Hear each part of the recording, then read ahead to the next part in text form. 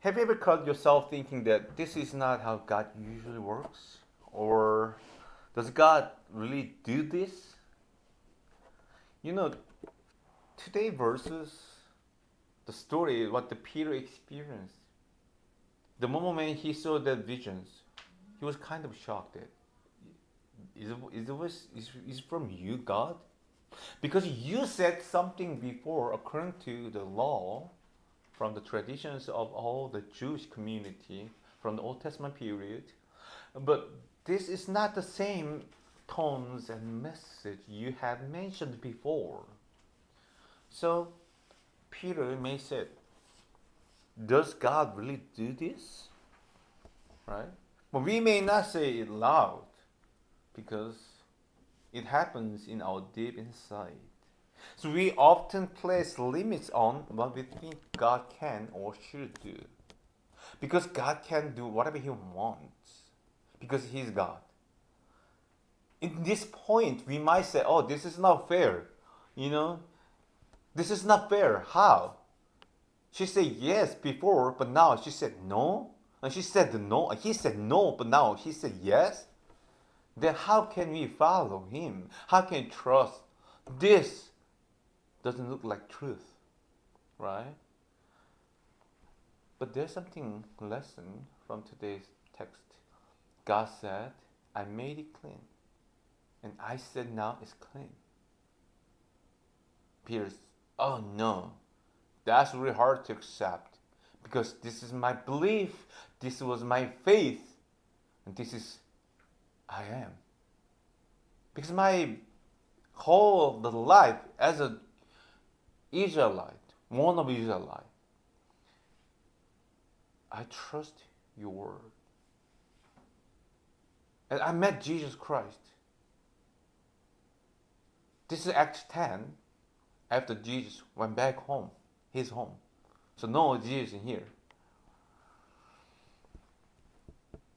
But in this kind of period, or you and me, this is who we are. But I would like to say here, we box God in. According to our past experience, our traditions, and our comfort zones. But God has never been one to stay inside human-made boxes. He is always breaking boundaries, crossing lines, and surprising us.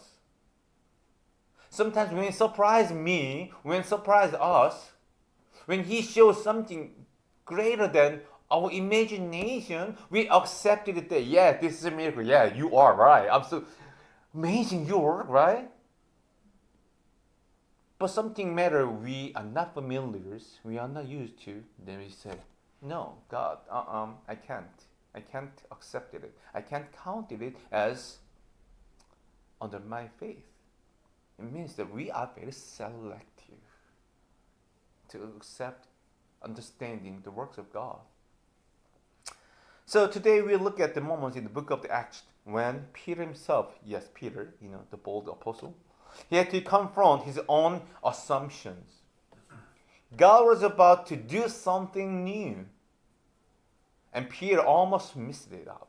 Oh my God, what is this? God had a plan. His plan was not activated yet, but now God is about to activate His plan with Peter. So this is a totally different story. Maybe yesterday or 2 months ago or years ago, God didn't activate that plan. Even though He planned even before the word, God didn't activate it yet. But now He is about to activate the plan to spread the gospel, to save all the Gentiles and the people in the world with Peter. But Peter, his stubborn heart. Oh, no. God, no, this is not how you work, right? I saw what you did it before. Peter, he was stuck in old. Through a strange vision involving unclean animals, God spoke a powerful message. What God has made clean, do not call common. Now I said, it's clean. Then now you say, it's clean. Because I have a plan. You trust me. Then you say yes. So this passage is about far more than food. It's about how we see God and how we trust Him and whether we are willing to let Him be our God, even when He works in a way we do not expect. So let's reflect on 3 common ways we tend to limit God and why we must let go. Number 1, I would say, do not limit God by the standards of your past. Right? Do not limit God by the standards of your past. Have you noticed how many of our judgments in life come from our past? What experience you have had, what environment we grew up in, what wounds we have received. All these greatly influence our current attitudes and decisions. In a sense, we often live our present while being bound by our past. Peter was the same. Though he loved God and followed Jesus as a disciple, he was still bound by his past, religious standards, and frameworks. The rejections of food considered unclean under Jewish law and strict avoidance of association with Gentile were with religious tradition and identity that he had learned throughout his life. Now, the Peter in chapter 10, he was the person has had been. This is English grammar, right? Yeah, that's true. It covers all his past experience and what he had learned, what he saw, what he was in, where he was in. This is his identities, Jewish community cultures, divided, cleansed and uncleansed food. Yes, it was right, because it was based on the law, what God gave to Israel in the Old Testament. We cannot deny that God gave it to Peter and his people. But now, God activated another plan. So we have to actively follow the Jesus and God's plan. God did not simply affirm Peter's past. Instead, God shakes and breaks that framework. Why? Because God was about to begin something new through Peter, which is Peter doesn't know. As long as Peter remained bound by his past, God's intention to spread the gospel to the Gentile Cornelius through him could not be fulfilled. We did not read whole the text, but later Peter met Cornelius, right? Cornelius. And God showed the vision to Cornelius. Peter. They never met each other. But God is working now. So here we learn an important truth. God does not ignore our past, but He does not want us to be trapped by it. As long as we remain trapped in unhealed wounds, unsolved emotions, and fixed belief, it's very difficult for us to respond sensitively to God's guidance. That's why God gives Peter a vision and says, what God has made clean, do not call common. This is not just about food, it's God's powerful messages. Do not reject the new things I am doing in you based on the standards of your past. So have you ever checked yourself that what past experience or belief might be limiting your relationship with God right now? Painful memories, failed attempts, misunderstanding of God's will, other things affecting your faith? Then God wants you to be free from your past. You might say, I prayed to God before, but nothing happens. I was just disappointed then, so I do not want to expect anything again. If such thoughts are deeply rooted in our hearts, we are closing our ear to what God is saying now. But God is not one who dwells on the past, but one who restores us and leads us new path beyond our past. He doesn't want his people to live bound by past, but to pass through it with faith and move forward in new obedience. Then we can enjoy the real blessing that God has prepared. Sharing from my personal experience here. Early in my faith journeys, I avoid certain relationship with certain people, certain types of people, because of my wounds I have received. This is kind of very bad words, but I would say, have you heard about 재수 없어? Yeah. In Korea, this is very common bad words. If somebody say to me, I really hate it. I only talked with, who speak very formal, respectful languages, because I was got hurt from their languages. But God continually challenged me, and only when I overcome those fears and hurt, I could experience greater joy and blessing that God had prepared. So I encourage you not to be trapped by past experience, but to open your heart to new things God is trying to do right now. So my brothers, my sisters, God does not ignore our past, but He doesn't imprison us in it either. God is still speaking. Do not dwell on the past failures. Don't be trapped in past belief. I am calling you to a new path. God is calling each of us today. Even in this moment, He is speaking. Come out of your past and follow me now. That path may not be familiar, but at the end of it waits the peace and restoration that come from walking with God. How about your real life? Why do you go to the doctor's office? Why do you open your mouth before the dentist? Why? Because you want to be healed. You need a treatment. Whatever you hate in dentist, you have to go. Why? Because you need treatment.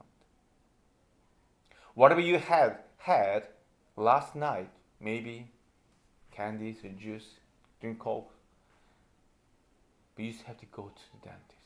And you have to open your mouth. And once you open your mouth, dentist will say, oh, okay, I see what you had before, right? But now I am going to help you this treatment.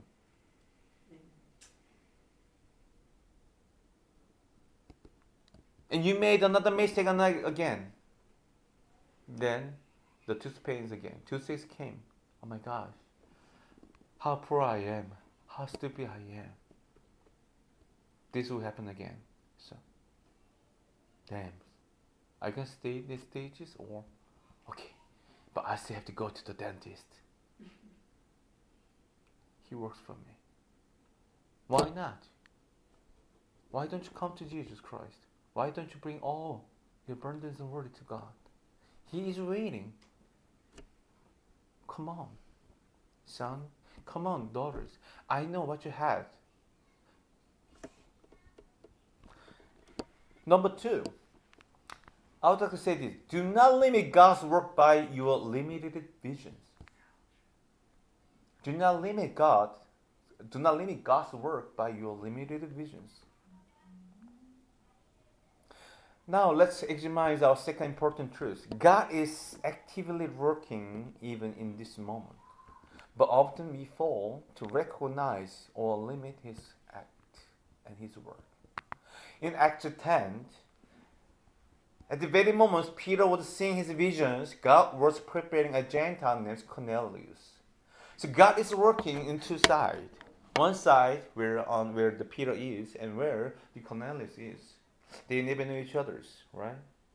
But God was preparing the Gentile named Cornelius.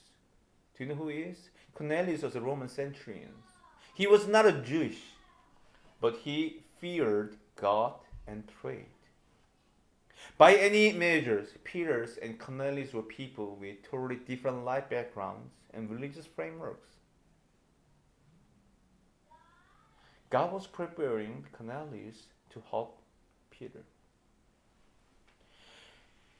And God was working with Peter's and prepared Cornelius.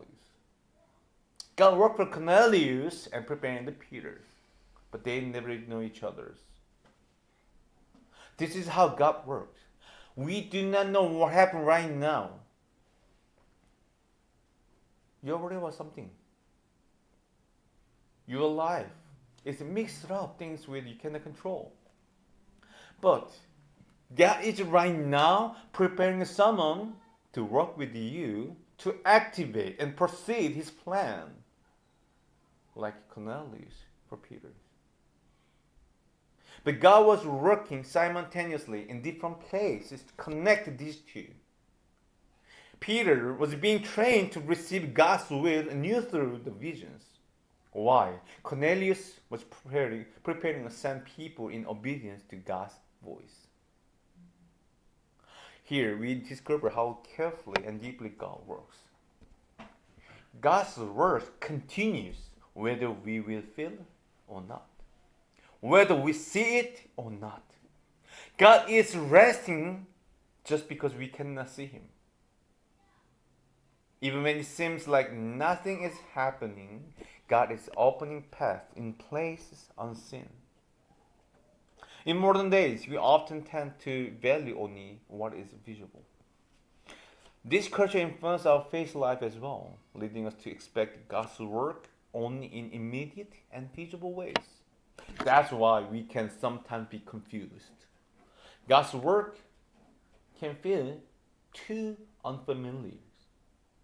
We do not adjust because He is working in completely different way than how He led us in the past. But now, how can you assume? He is too smart. God is too smart. God is working with a good purpose for us. Smartest professors, they know so many methods to solve a simple formula. But elementary level of students does not understand even just one formula.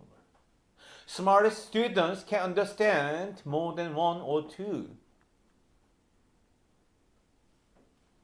So are you elementary level of students in the colleges or good grade students in college class algebra? Professor may show up different kind of method to solve the problem. Then, are you going to reject it? Oh, this preferences suck. That solution does not work. Sure? I think the professor knows way more than the students knows in usual. And the professor is trying to help you and teach you different kind of method. And you choose what you wanted.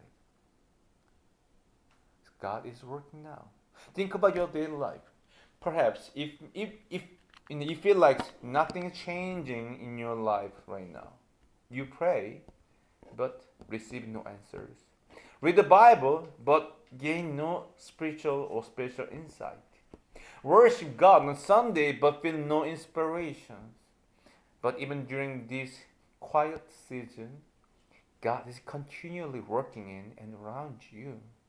Like seeds growing invisibly under the ground, God's work often progresses in place we cannot see. So often we hear God is working. We expect some noticeable miracles or visible change. But God's providence works in much more delicate and personal way. Throughout our hearts, relationships, environments, and futures. See, even after seeing the visions, Peter, he was still confused. But God was clearly unfolding His will even in that confusion. So God's providence. God's providence. It means that God did not just create the world and leave it. Instead, He is still carefully guiding and taking care of everything even right now, at this very moment. God does not turn away from our situation. Rather, He is deeply involved in all those situations and leading us on the good path. So after moving from Georgia to Texas to start a new ministry, I went through very difficult times. Situation did not improve despite my prayer. They seemed to get worse. Yes. And it felt like God was silent. But as time passed, I realized that during the silence, God was preparing an amazing plan for me. That season was necessary, not to lead me where I wanted to go, but where God needed me to be. So are you experiencing difficulties that you cannot understand right now? Does it feel like God is far away? Especially at such times, remember, God is still working. And that work is not just for someone, but specifically for you. God is still preparing people for you and preparing situations and refining your heart and leading you on the most good path. All in places unseen. Last, do not limit God because you do not know the outcome. Finally, this might be the most important truth. God perfectly knows and governs even the future outcomes that we cannot see. God is not one who says, I had a plan, but it couldn't be helped because you failed. He knows our weaknesses, mistakes, and shortcomings, and transcending all of them to eventually lead us to good outcomes. Romans chapter 8, 20 verse beautifully expresses this truth. And we know that in all things God works for the good of those who love Him, who have been called according to His purpose. This verse promises that even when things in your life doesn't seem good right away, God uses them to bring about good purpose in the end. One of the most touching examples in the Bible is Joseph's story. Joseph was sold by his brothers and became a slave. And he was firstly accused and imprisoned so many years as if forgotten. From a human perspective, it was a continuous series of complete failures and tragedies. But through this entire process, God established Joseph as Egypt's prime minister and eventually saved the lives of his people and countless others. When Joseph finally reunited with his brothers who had sold him, he made an amazing confession in Genesis chapter 50. Joseph says, as for you, you meant evil against me, but God meant it for good, to bring about that many people should be kept alive as they are today. This is God's way. Even in situations we consider failures, setbacks, or suffering, God has a greater plan. It was the same with Peter. If Peter had insisted on his Jewish customs and tradition and reject the voice of God, he would not have gone to Gentile Cornelius' house. And consequently, the door for the gospel to reach Gentile would not be open yet. But God used even Peter's confusions and discomfort, ultimately making it the starting point of the great missions of spreading the gospel to all nations. This principle applies equally to our personal lives today. Some of you, including me, may be experiencing difficulties that you cannot understand right now. Health problem, relationship difficulties, crisis at work, frustration in ministries. In such a situation, we often ask, why did God allow this? But God sees the outcomes. He already knows what good result our current difficulty will lead to in the future. So God has the amazing ability to use even the failures and frustrations of lives, even our rebellions and disobedience, to achieve good purpose. God doesn't just know the beginning of our lives, but governs every moment of the journey and its conclusions. The Bible clearly states who God is. God is good. God is love. Therefore, the outcomes God governs are always good and beneficial. Even though we may not understand the process and sometimes feel lost, God accomplishes a good purpose until the end.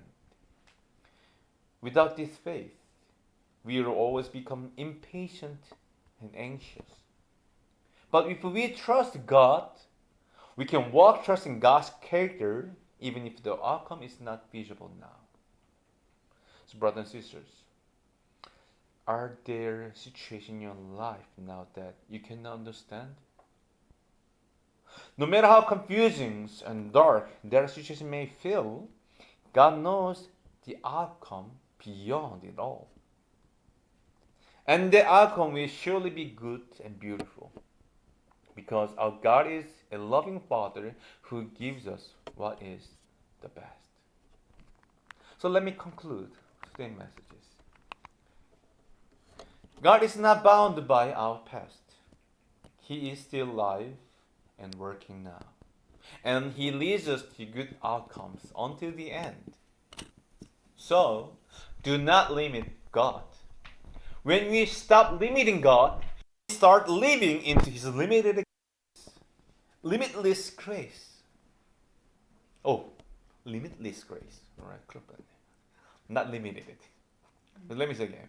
Do not limit God. When we stop limiting, we start living into His limitless grace. When God says He will do something, we respond with yes, Lord, and move forward in obedience. Put down the limitations of your faith, your belief, your plans, your understanding and ability, and trust in God's greatness and goodness. Sharing my personal experience, a few years ago, I prayed with confidence about some particular ministry directions. However, God led me in completely unexpected directions. And although I couldn't understand at first, as I followed the process, I realized that how amazing and good God's plan was. If I confine God to my thoughts and framework, I would have missed this blessing. 14 years ago, or 15 years ago, I had a thought that, yes, this person will be perfect. Because this is my faith, this is my experience, and this is my framework to glorify God. But God breaks my framework, God breaks my thought. This is yours. I'm so glad that I respond on time and actively obey His moving. So I got married. Now,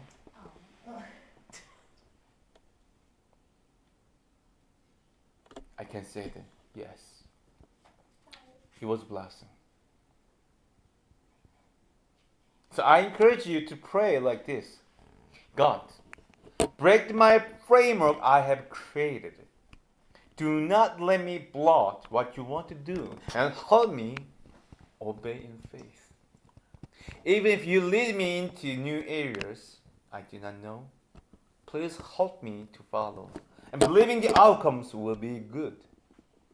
So our God, He is still working, and He leads us to good outcomes. I bless you all in the name of the Lord, that we may not limit God, but open our hearts wide to Him and move forward. Okay.